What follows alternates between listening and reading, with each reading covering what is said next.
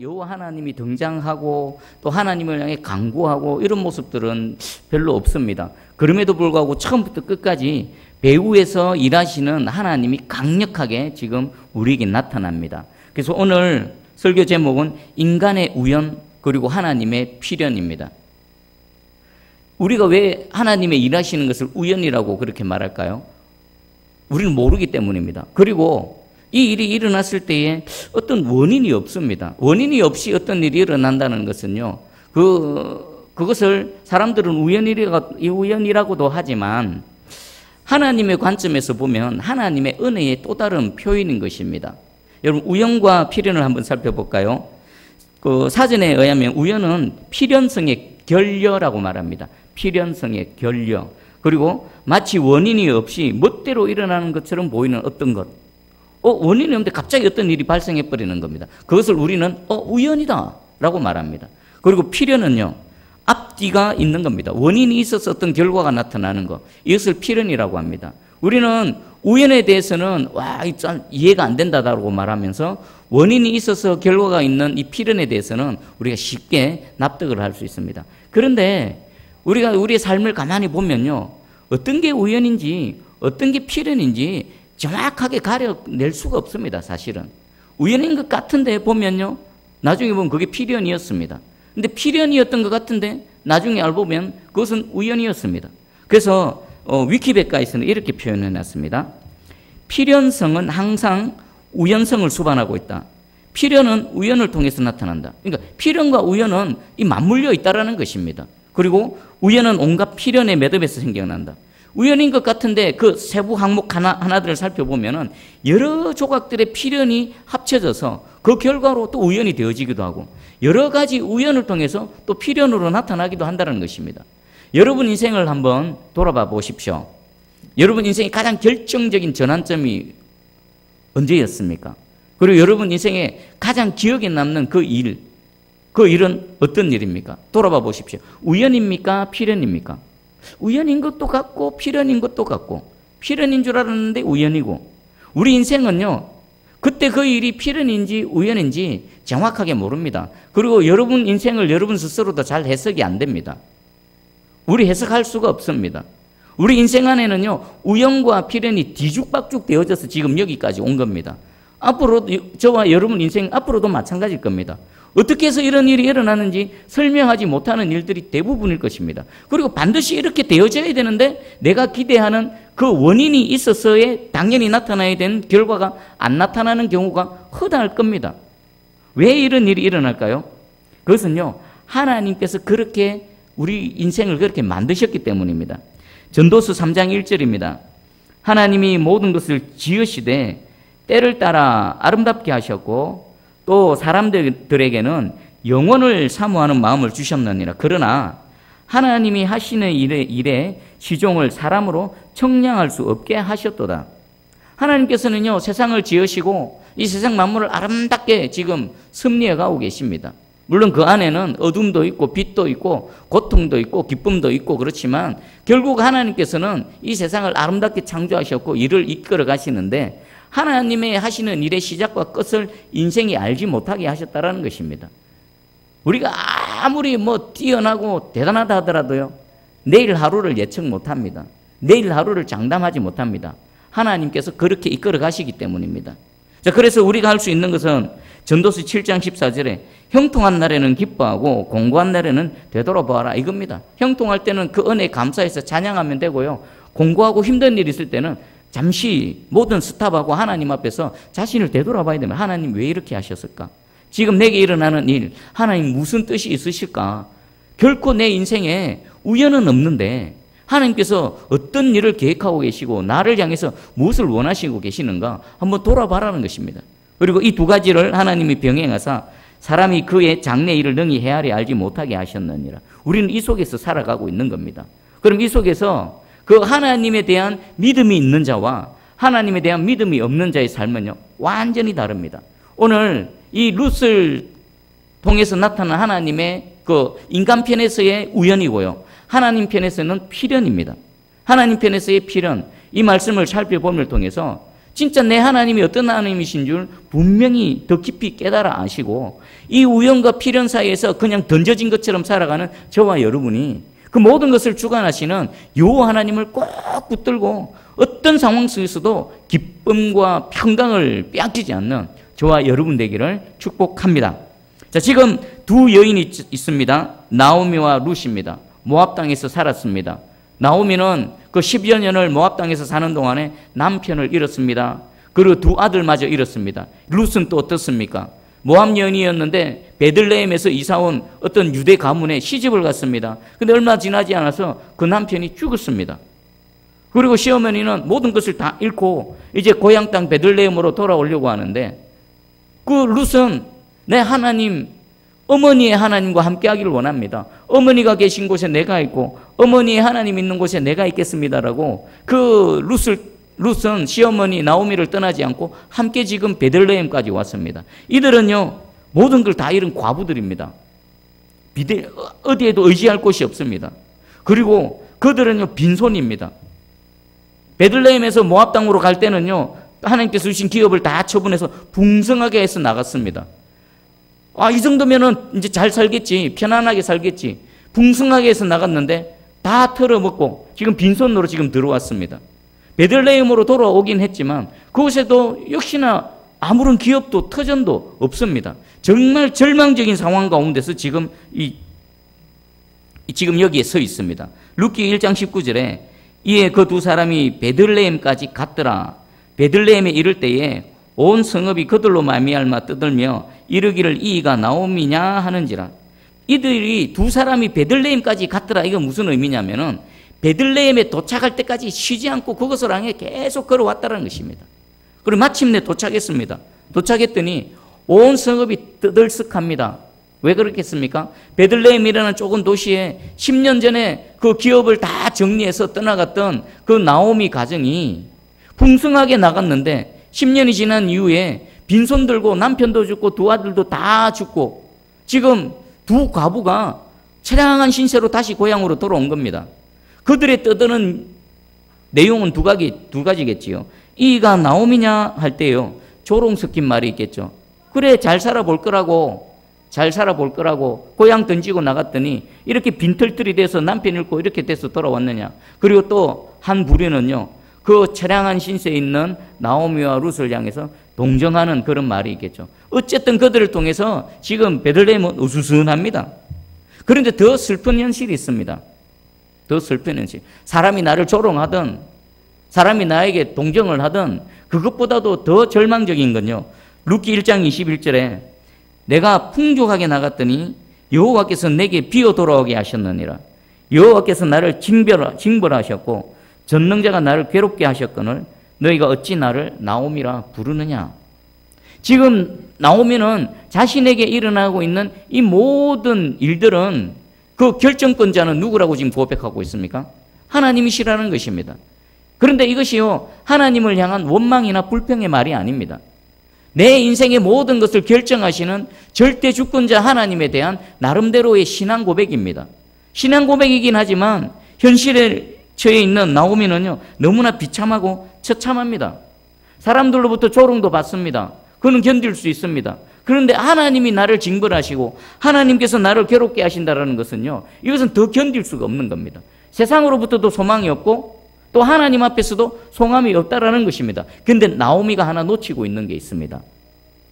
그가 풍족하게 나갔다가 비어서 돌아온 건 사실입니다. 하지만 비어서 돌아오게 하신 그 안에 하나님의 놀라운 계획이 숨겨져 있는 것입니다. 그래서 지난 시간에 설교 제목이 비움의 은혜였지 않습니까? 풍족하면서 하나님이 없는 인생, 모든 걸 다 잃었지만 그것으로 인해서 비고 빈 상태로 하나님께로 돌아오는 인생, 어떤 게 더 복되라고 말씀하셨죠? 다 놓고 다 비었지만 하나님을 찾고 하나님께로 돌아오는 인생, 그 인생이 복되다라고 말했습니다. 하나님께서는요 그 은혜를 베푸시기 위해서 나오미에게 모든 것들을 비게 만드셨던 것입니다. 자, 그러면 이 비고 빈 인생 가운데 하나님께서 어떤 일을 하시는지, 어떤 인간편에서의 우연을 통해서 일을 행해 나가시는지 한번 살펴보겠습니다. 똑같은 사건입니다. 똑같은 사건인데 인간편에서의 우연, 그리고 똑같은 사건을 하나님 편에서의 필연으로 한번 나눠서 보겠습니다. 먼저 인간편에서의 우연입니다. 첫 번째 우연입니다. 룻기 2장 2절을 한번 읽어볼까요? 2장 2절 시작. 모압 여인 룻이 나오미에게 이르되 원하건대 내가 밭으로 가서 내가 누구에게 은혜를 입으면 그를 따라서 이삭을 죽겠나이다 하니 나오미가 그에게 이르되 내 따라 갈지어다 하매. 아멘. 베들레헴에 돌아왔습니다. 이들은 사실 당장 떼거리도 없는 그런 처량한 현실입니다. 그래서 룻은 그 현실에서 자신이 할 수 있는 것 하나를 찾았습니다. 그것을 나오미 어머니에게 요청을 합니다. 어머니, 제가 이삭 죽기를 하겠습니다. 어느 밭이라도 가서 이삭을 주어서 제가 오겠습니다. 라고 했을 때 나오미가 허락을 합니다. 자, 이것은요, 하나님의 그 자비에 맡기는 겁니다. 우리 레위기 19장 9절 10절에 보면 너희가 너희의 땅에서 곡식을 거둘 때에 너는 밭 모퉁이까지 다 거두지 말고 내 떨어진 이삭도 줍지 말며 내 포도원의 열매를 다 따지 말며 내 포도원에 떨어진 열매도 줍지 말고 가난한 사람과 거류민을 위하여 버려두라. 나는 너희의 하나님 여호와이니라. 가난하고 힘없고 어디 기댈 곳 없는, 의지할 곳 없는 이런 가난하고 고아 그리고 객 이런 자들을 위해서 하나님께서는 하나님 백성들에게 은혜를 베풀라라는 것입니다. 추수할 때 밥 모퉁이까지 다 베지 마라. 남겨둬라. 또 추수하다가 떨어진 열매가 있느냐, 곡식 땅이 있으냐, 그거 하나같이 악착같이 다 줍지 마라. 그냥 내버려 두라. 누구를 위해서요? 가난하고 힘없는 자들, 당장 먹을 거리가 없는 자들, 그들을 위해서 은혜를 베풀라라는 것입니다. 이 룻은요, 분명히 이 하나님의 이 말씀을 알았습니다. 그리고 이 은혜의 말씀에 의지해서 이삭 죽기를 하기 위해서 나아갔습니다. 자, 그때 어떤 일이 일어납니까? 어떤 우연이 일어납니까? 그 밭이 누구의 밭이 되어지지요? 2장 3절에 보니까 룻이 가서 베는 자를 따라 밭에서 이삭을 줍는데 우연히 엘리멜렉의 친족 보아스에게 속한 밭에 이르렀더라. 우연히, 성경은 분명히 우연이라고 표현합니다. 지금 룻은 먹을 때거리가 없어서 그 이삭 죽기라도 해서 그 시어머니를 복양하고 이렇게 연명하기 위해서 이삭 죽기 하러 밭으로 나갔는데 그 밭이 우연히 누구의 밭이라고요? 보아스의 밭이라는 것입니다. 보아스의 밭. 여러분, 얼마나 많은 베들레헴의 그 땅에 밭이 있었겠습니까? 그런데 하나님께서는 이 룻의 발걸음을 보아스의 밭으로 인도하셨습니다. 우연히. 그리고 두 번째 우연입니다. 두 번째 우연은 4절인데 제가 읽어드릴게요. 마침 보아스가 베들레헴에서부터 와서 베는 자들에게 이르되 여호와께서 너희와 함께 하시기를 원하노라니 그들이 대답하되 여호와께서 당신에게 복 주시기를 원하나이다 하니라. 마침 보아스가 그때 왔습니다. 룻이 이삭 죽게 하기 위해서 찾아간 밭이 보아스의 밭이었습니다. 그리고 룻이 그 이삭 죽기를 하고 있는 동안에 마침 누가 왔습니까? 밭의 주인인 보아스가 왔습니다. 여러분, 여기까지 수학적 확률로 만약에 계산한다면 계산이 될까요? 그 수많은 밭 중에서 룻이 보아스의 밭으로 찾아갈 확률, 그리고 룻이 보아스의 밭에서 이삭을 줍고 있는 그 수많은 시간과 수많은 세월 속에서 룻이 그곳에서 이삭 줍기를 하는 동안에 보아스가 그 밭으로 찾아올 확률을 수치로, 확률적인 수치로 계산하면 얼마나 될까요? 뭐 수십만 분의 1?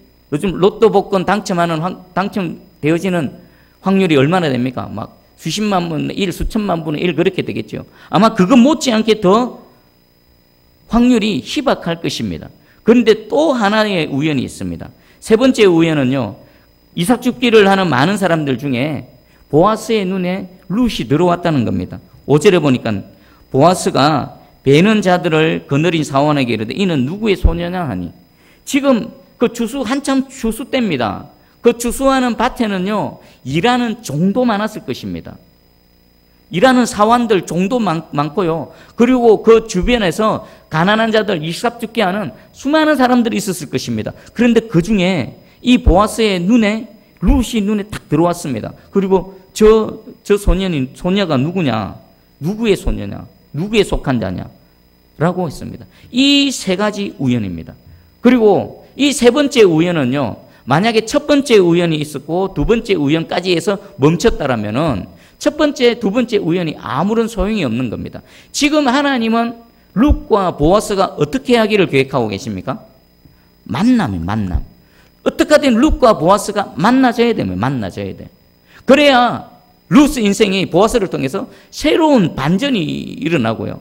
보아스 역시나 룻과의 만남을 통해서 하나님의 그 계획 다음 단계로 나아갈 수가 있는 것입니다. 그래서 어떤 분은 이렇게 표현합니다. 보아스, 이 세 번째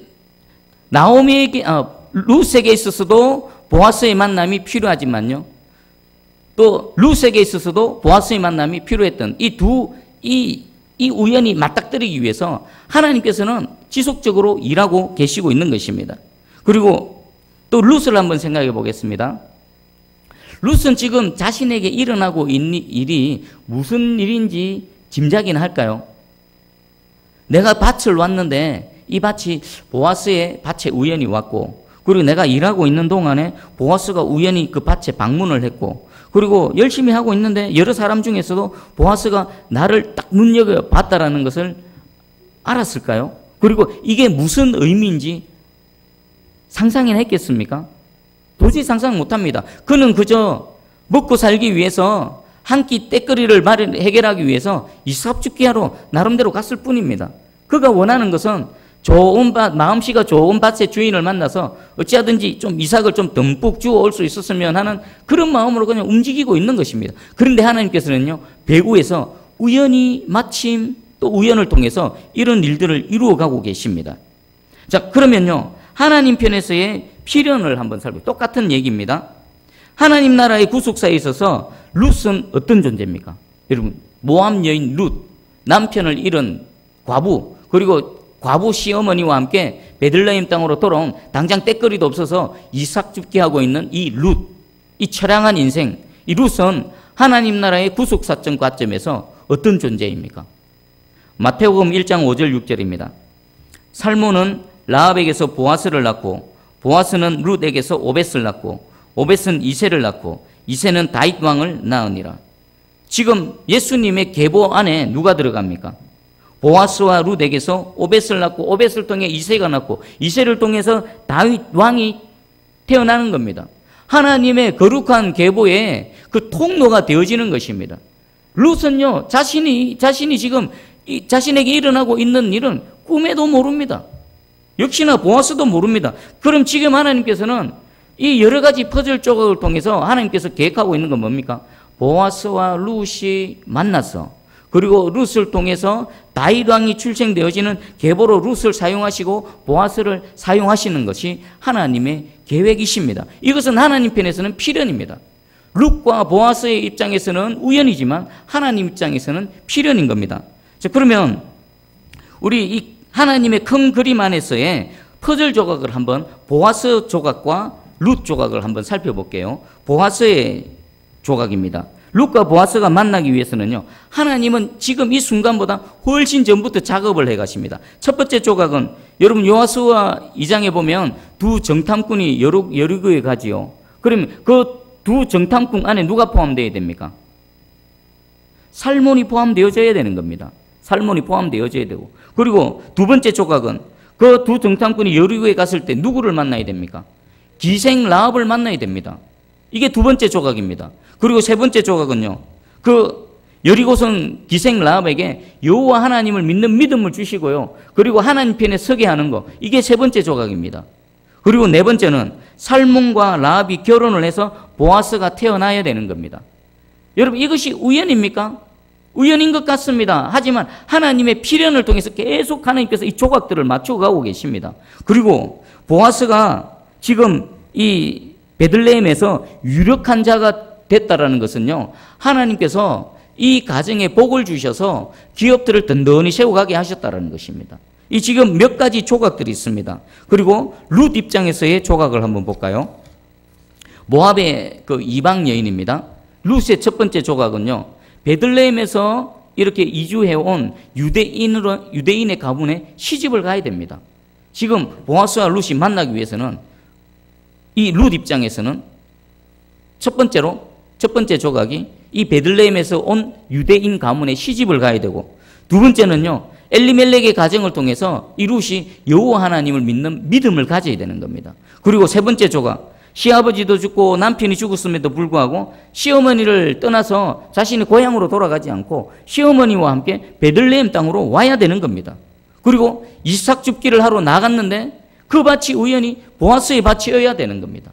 그리고 이삭 죽기를 하고 있는 동안에 보아스가 마침 거기를 와야 되는 겁니다. 그리고 또 그 이삭 죽기를 하고 있는 룻을 보아스가 봐야 되는 것입니다. 여러 가지 퍼즐 조각을 지금 하나님께서 하나 만드시고요. 그 조각들을 큰 그림으로 하나님께서 맞춰가고 계시는 과정 속에 있는 것입니다. 룻이 우연히 보아스의 밭에 간 것도 아니고요. 또 보아스가 우연히 룻을 보게 되어진 것도 아니고 하나님의 필연에 의해서 이런 모든 일들이 일어나고 있습니다. 여러분, 하나님을 한번 생각해 보십시오. 이 두 사람의 만나는 이 룻기 2장의 이 장면을 만드시기 위해서 훨씬 전부터 조각을 하나하나 만드시고 그 조각들을 끼워 맞추셔서 지금 우리에게 보이고 계십니다. 하나님 얼마나 바쁘시겠습니까? 그리고 하나님은 시간과 공간을 초월하셔서 지금 계속 일하고 계십니다. 자, 이 하나님의 일하심은요, 룻과 보아스에게만 적용되어지는 게 아닙니다. 해당되는 게 아닙니다. 하나님을 믿는, 예수 그리스도를 믿는 우리 모든 하나님의 백성들 한 영혼 한 영혼에게 동일하게 적용되어지는 겁니다. 여러분 자신을 한번 돌아봐 보시기 바랍니다. 여러분 인생 전체를 한번 돌아보십시오. 여러분 태어난 가정, 그리고 여러분들이 자라난 환경, 그리고 모든 여정을 통해서 지금 내가 서 있는 현재의 내 모습, 그건요, 나는 그저 살아왔고 나는 그저 주어진 상황에서 또 나름대로 열심도 내고 또 때로는 좌절도 하기도 하고 때로는 기쁘기도 하고 때로는 눈물도 흘리기도 했지만 그 모든 것들은 우리 편에서는 우연인 것 같지만 하나님 편에서는 필연으로 지금 하나하나 이끌고 오셔서 지금 이 자리 2019년도 수요 예배에 하나님께 예배드리는 여기까지 인도하고 계신 줄 깨달으시기 바랍니다. 여러분 신앙의 여정을 봐보십시오. 여러분 어쩌다가 예수 믿게 되어졌습니까? 어쩌다가 예수 그리스도를 나의 구주로 영접하고 하나님의 백성이 되어졌습니까? 결정적인 뭔가가 있었을 것입니다. 분명히 결정적인 뭔가가 있었을 것입니다. 그거요 우연일까요? 아닙니다. 성경에 기록되어진 것처럼 태초에 창세전에 하나님께서 그리스도 안에서 우리를 작정하시고 우리를 택하시고 그 때가 되매 우리를 부르시고 하나님을 알고 하나님을 찬양하고 예배드리는 인생으로 만들어 주셨고, 또 한번 생각해 보십시오. 이 대한민국에 수많은 교회가 있는데 하필 이 사천 지역에 이 세순교회에서 함께 예배드리는 거 확률로 한번 따져봐요. 확률로. 우연일까요? 지금 이곳에서 또 이문수 목사가 세순교회 담임 목사가 되어져서 지금 여러분 앞에서 하나님 말씀을 전하고 함께 예배드리는 거 우연일까요? 확률로 따지면 확률 따질 수가 없습니다. 제 인생은 제 인생대로 얼마나 하나님께서 이런 조각들을 맞췄겠습니까? 오늘 이 자리에 보아스와 룻을 만나기 위해서 여러 조각들을 작업하셨던 것처럼 저와 여러분들이 함께 예배드리기 위해서 하나님께서는 그 이전부터 얼마나 많은 퍼즐 조각들을 만드셔서 그 조각들을 짜 맞추시고 그림을 완성해 가셨겠습니까? 그러면 이것은 여러분 앞으로도 마찬가지입니다.